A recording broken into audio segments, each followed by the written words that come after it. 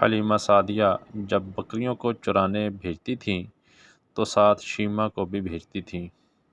ایک دن بکریاں چرانے کے لیے شیمہ نے کافی دیر کر دی تو حلیمہ سعدیہ نے فرمایا، شیمہ، آج تم نے بہت دیر کر دی، اب تک بکریاں چرانے نہیں گئی۔ امی، میں نے آج بکریاں چرانے نہیں جانا، میں اکیلی ہوں اور بکریاں زیادہ ہیں، گرمی کا موسم ہے، بھاگ بھاگ کر میں تھک جاتی ہوں، مجھ اکیلی سے یہ نہیں ہوتا، اب آپ میرے ساتھ کسی کو بھیجا کریں۔ شیمہ نے فرمایا، بیٹی، گھر میں تو اور کوئی بھی نہیں جس کو آپ کے ساتھ بھیج سکوں، اکیلے ہی جانا پڑے گا۔ حلیمہ سعدیہ نے فرمایا، لیکن شیمہ مان نہیں رہی تھی کہ وہ اکیلی اب کسی صورت نہیں جائے گی۔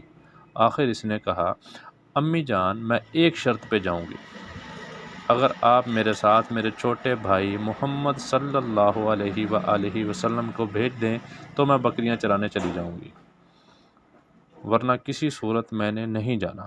حلیمہ نے فرمایا، بیٹی، تیرا بھائی محمد صلی اللہ علیہ وآلہ وسلم تو بہت چھوٹا ہے، ایک بکریوں کو سنبھالنا، دوسرا ایک چھوٹے بچے کو سنبھالنا بہت کٹھن کام ہے۔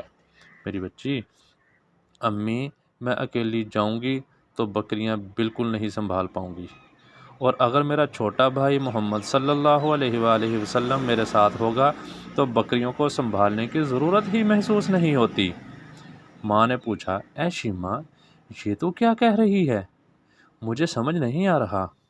شیمہ نے کہا، امی جان، ایک دفعہ پہلے میں اپنے بھائی کو ساتھ لے کر گئی تھی بکریاں چرانے کے لیے، میں نے دیکھا کہ بکریاں جلدی جلدی چار کر گھاس کھانے لگیں، اور پھر جس جگہ میں اور محمد صلی اللہ علیہ وآلہ وسلم بیٹھے ہوئے تھے، بھائی میرے گود میں تھا تو تمام بکریاں وہاں جمع ہو گئیں،